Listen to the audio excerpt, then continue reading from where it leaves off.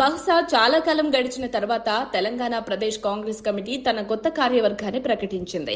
ఈసారి కీలకమైన వర్కింగ్ ప్రెసిడెంట్లు లేకుండానే ఈ కమిటీని ఏర్పాటు చేయడం గమనార్హం. అయితే వైస్ ప్రెసిడెంట్లు, జనరల్ సెక్రటరీలు తదితర కీలక స్థానాలకు మాత్రం భర్తీ చేశారు. ఈ నియామకాలు ఏఐసీసీ కార్యదర్శి కేసీ వేణుగోపాల్ ఆదేశాల మేరకు జరిగాయి.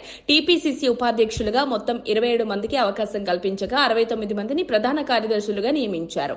జనరల్ సెక్రటరీలుగా ఎమ్మెల్యేలు వెడ్మబొజ్జ, మట్టా రాఘమయ్యి, పర్ణికారెడ్డి కీలక బాధ్యతలు చేపట్టారు. ఉపాధ్యక్షులుగా ఎంపికైన వారిలో ఎంపీ రఘువీర్ రెడ్డి, ఎమ్మెల్యేలు నాయని రాజేందర్ రెడ్డి, చిక్కుడు వంశీకృష్ణారెడ్డి, ఎమ్మెల్సీలు బర్మూరి వెంకట్, బస్వరాజు సారయ్య ఉన్నారు.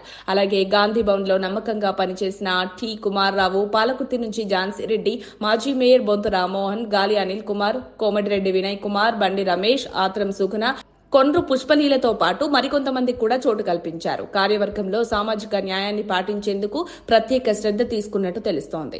ఉపాధ్యక్షుల పదవుల్లో బీసీలకు 8, ఎస్సీలకు 5, ఎస్టీలకు 2, ముస్లింలకు 3 స్థానాలు ఇచ్చారు. మొత్తంగా 67% స్థానాలు ఎస్సీ, ఎస్టీ, బీసీ మైనార్టీలకు కేటాయించారు. ప్రధాన కార్యదర్శులుగా నియమించిన 69 మందిలో బీసీలకు 26, ఎస్టీలకు 4, ముస్లింలకు 8 పదవులు దక్కాయి. ఇది మొత్తం 68% సామాజిక వీకర్ సెక్షన్ కు కేటాయించినట్టు టీపీసీసీ వెల్లడించింది.